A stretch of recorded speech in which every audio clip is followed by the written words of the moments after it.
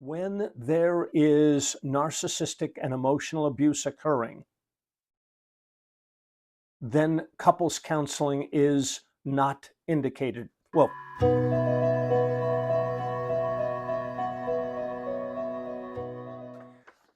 I want to help you understand and make good decisions about should you enter into couples counseling when there are issues with narcissistic and emotional abuse. Hello, I'm Dr. David Hawkins, director of the Marriage Recovery Center and the Emotional Abuse Institute. And I want to give you a very, very strong warning here. And it is this: when there is narcissistic and emotional abuse occurring, then couples counseling is not indicated.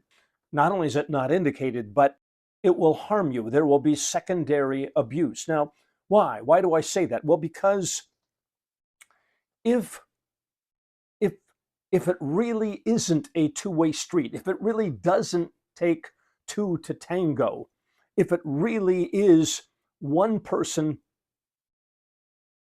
the perpetrator of emotional abuse, if that person is actually causing more of the harm than the other person, then that harm, that emotional abuse, that powering over, that crazy making, that has got to be dealt with before they can sit with a therapist and work on communication skills. Now, think about it. I'm going to use the gender she as the victim, he as the perpetrator. That's not always the case. I want to be perfectly clear about that, but it's often and usually the case.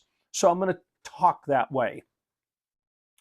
A mistake that I made early in my career, I look back on it and it's atrocious.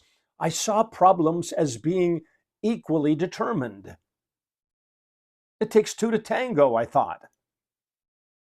And so I entered into a lot of couples counseling, And then I looked at it as, oh my goodness, here's a couple that has conflict management skills problems. Here's a couple that has communication problems. Oh my goodness. And I saw that. I saw that she struggled to communicate and he struggled to communicate and he struggled with conflict management skills and so did she. And she struggled with managing her emotions. And so I thought this is a two-way street. And now I know that in many of those cases, it actually wasn't. Now being trained to look for and to see and to recognize emotional abuse, I see that actually he is often provocative. He is crazy making. He darvos, defends, attack, reverse victim. He protects himself with rationalization, justification, minimization, blame shifting. There's lots of crazy making. She gets frustrated, understandably, and then she gets upset, understandably. But now with new skills, I can see, wait a minute. This isn't equally determined. No, he has failed to hold space. He has failed to empathize. He's failed to validate. He's failed to take ownership. He's failed to really make repairs in the relationship. And he's been dominant and defensive and dismissive again and again and again and again. And perhaps she has reacted to it, but more often when I see these patterns, what I've noticed is that she retreats more and more. He becomes larger, she becomes smaller. All right. When to enter into couples counseling? Back to that question. Someone has to assess the situation to determine, is this really a two-way street? Is this couple in a situation where they are both able to hold space? Are they both able to hear one another and to empathize with one another and to validate each other's points of view? Are they both able to take ownership? And by the way, back to him and her. The majority of assessments that I do, he struggles with all of those things. He struggles with knowing what he is feeling. She's typically done a lot of work on that. He struggles to empathize. She's typically done a lot of work on that. He struggles to validate. her perspective. She's typically done a lot of work on that. He struggles to take ownership and take responsibility for harmful behavior. She's typically done a lot of work on that. Again, not always, folks, but often. So readiness for couples counseling means that he and she will have to have done a fair bit of work, because couples counseling requires that these two people, one isn't going to be harmed by the other. And that's what will happen if you put her into a couples counseling situation prematurely, before he has learned and taken ownership for all of the ways that he has harmed her over the years. All right, so again, what are we looking for? We're looking for, is he and she, are they able to hold space? Are they able to empathize and validate and take ownership?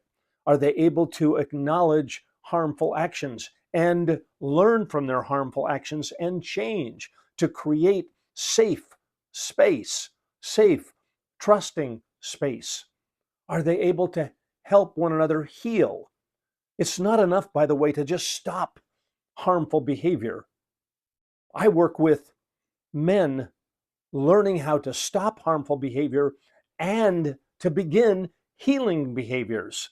Oh, because remember, harm has been done. So it isn't enough to just stop the harm. Now there's got to be healing actions that have to occur. She's been rendered voiceless. She's got to be given voice and be encouraged to have a voice. Her world has shrunk. She's got to become larger. So if he can hold space, if he can identify feelings, if he can identify his aversive, harmful strategies and take ownership for them, if he can make repairs, be remorseful, experience healthy shame, and if the clinician is skilled, very, very skilled, to be able to see patterns and to be able to halt couples counseling if harm is done. And a skilled clinician says, I think you're both ready to do couples counseling. And that clinician knows about narcissism and emotional abuse, then you could certainly begin that process. If both of you want to work on the relationship in that way, and you're both ready to work on the relationship in that way, then you begin that process and you see how it goes. All right. I hope this has given you some things to think about. I'd love your feedback. And click on the link to subscribe to future videos. And please contact our client care team if you'd like further help from us. We're happy to help bring clarity to your situation so that you know the next best step forward. Take care and God bless.